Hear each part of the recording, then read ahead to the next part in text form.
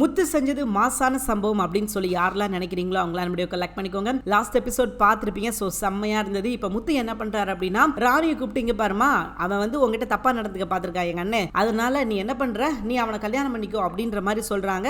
ராணிக்கு என்ன செய்யறதுனே தெரியல. ராணி வந்து கன்ஃபியூஷன்ல இருக்காங்க. என்னங்க சொல்றீங்க, எனக்கு ஆல்ரெடி கல்யாணம் ஆயிடுச்சுங்க, எப்படிங்க இன்னொரு கல்யாணம் பண்ணிக்க முடியும் அப்படின்னு சொல்லி ராணி கேட்க, ஏமா உங்ககிட்ட தப்பா நடந்திருக்கான், உன் வாழ்க்கையை வந்து அழிக்க பார்த்திருந்திருக்கான், இதுக்கப்புறம் நீ எதுக்காகமா இவனை சும்மா விடணும், அதெல்லாம் நீ சும்மா விடணும் அப்படின்ற அவசியமே கிடையாது, நீ அவனுக்கு பனிஷ்மெண்ட் கொடுக்கணும், அவனுக்கு வந்து தண்டனை கொடுக்கணும் அப்படின்னா நீ பண்ண வேண்டிய முக்கியமான காரியம் என்ன அப்படின்னா, இவனுக்கு நீ இப்ப வந்து ஒரு சரியான பாடம் கத்துக் கொடுக்கணும், இவனை நீ பனிஷ் பண்ணு, இவனை நீ பனிஷ் பண்றது தான் இந்த இடத்துல வந்து சரியான தண்டனையா இருக்கும், சரியான காரணமா இருக்கும், நீ வந்து இப்ப கல்யாணம் பண்ணிக்கோ அப்படின்ற மாதிரி வற்புறுத்துறாரு. ராணிக்கு என்னடா செய்யறது அப்படின்னு சொல்லி தெரியல. அப்ப மனோஜ் கையில தாலி எடுத்துட்டு வந்து கொடுத்து, இந்த அவ கழுத்துல தாலியை கட்டு அப்படின்ற மாதிரி சொல்ல, மனோஜுக்கெல்லாம் ஈரக்குலையெல்லாம் நடுங்குது. ரோகிணி இருந்துகிட்டு, முத்து நீங்க என்ன பண்ணிக்கிட்டு இருக்கீங்கன்னு உங்களுக்கு தெரியுதா, நீங்க தெரிஞ்சுதான் இந்த விஷயங்கள்லாம் பண்ணிக்கிட்டு இருக்கீங்களா அப்படின்ற மாதிரி சொல்ல, பார்லர் எனக்கு எல்லாம் தெரியும், நீ தயவு செஞ்சு கொஞ்சம் பொறுமையா இரு, நான் என்ன செய்யறனோ அது மட்டும் செய்யறேன், நீ அமைதியா இரு அப்படின்ற மாதிரி நோஸ் கட் பண்ற மாதிரி சொல்லிடுறாரு. ஆனாலும் ரோகிணிக்கு வந்து பயமாயிருச்சு. ஏன்னா இந்த வாழ்க்கையை காப்பாத்திக்கிறதுக்காக அவங்க எவ்வளவு வில்லத்தனம்லாம் பண்ணிருக்காங்கன்றது அவங்களுக்கு நல்லா தெரியும். சோ இப்படி அப்படிப்பட்ட வாழ்க்கை வந்து இவங்க கைமீறி போகும்போது என்ன தெரியும் அப்படின்னு நினைக்கிறீங்க அவங்களுக்கு.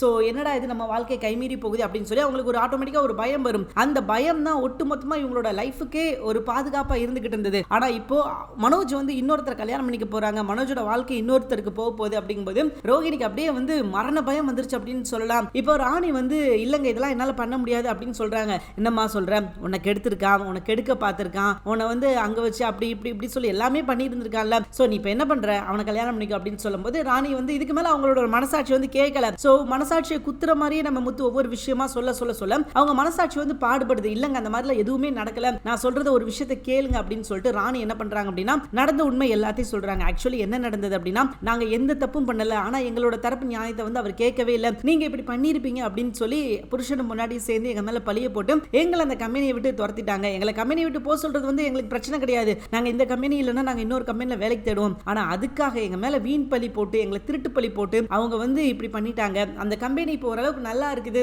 ப்ராடக்ட் நல்லா சேல்ஸ் ஆகுது அப்படின்னா நாங்க கொடுத்த ஐடியா தான் காரணம், எங்களோட ஐடியாவெல்லாம் எடுத்துக்கிட்டு எங்களை வந்து இவங்க தூக்கி எறிஞ்ச மாதிரி தூக்கி எறிஞ்சிட்டாங்க அப்படின்னு சொல்லி அவங்களோட மன குமுறல சொல்ல, சோ அண்ணாமலை அந்த இடத்துல வேதனைப்படுறாரு. ஒரு மனுஷங்க எப்படிப்பட்டவங்க அப்படின்றத கூட இவனால பிரிச்சு பார்க்க முடியல, இவன் வந்து ஒரு தற்குறியா இருக்கான், சோ இவனுக்கு வந்து இதுக்கப்புறம் இந்த கம்பெனியை கொடுக்கணுமா அப்படின்றத அண்ணாமலை வந்து இதுக்கப்புறம் யோசிக்கணும். இதே கம்பெனியை மீனா கிட்டயோ அல்லது பாத்தீங்கன்னா நம்ம முத்துக்கிட்டயோ கொடுத்தா சூப்பரா நடத்திருப்பாங்க. ஆனா அதை விட்டுட்டு நான் படிச்சவன், நான் நிறைய டிகிரி வாங்குறேன், எனக்கு அது தெரியும் இது தெரியும் அப்படின்னு சொல்லிட்டு ஒரு ஒண்ணுக்கு மத்தவன் கையில கொடுக்க போய் தான் இன்னைக்கு அண்ணாமலைக்கு வந்து இந்த நிலைமை. அண்ணாமலை மட்டும் சரியான முடிவெடுத்து இந்த கம்பெனிக்கு உனக்கு சம்பந்தமே கிடையாது, இந்த கம்பெனி யாருக்கிட்ட இருக்கணும், கண்டிப்பா வந்து இந்த கம்பெனி வந்து முத்துக்கிட்டயோ அல்லது மீனா கிட்டயோ இருக்கணும், இதுக்கு தான் சரியா இருக்கும், நீ இந்த கம்பெனில வேலை பாரு, உனக்கு இந்த கம்பெனில இருக்கிற லாய்க்கே கிடையாது, ஏன்னா நீ 20 லட்சம் ரூபாயை ஏமாத்தி நீ என்ன பண்ணிருக்க, இந்த கம்பெனி வந்து ஆரம்பிச்சிருக்க, சோ உனக்கு இந்த கம்பெனில இடம் கிடையாது அப்படின்னு சொல்லி அண்ணாமலை சொல்லி இருக்கணும். இப்ப கிடையாதுங்க, அங்க வந்து மாட்டின பேமும். சோ பாப்போம் அண்ணாமலை நல்ல முடிவு எடுப்பாரு. தேங்க்யூ ஃபார் வாட்சிங்.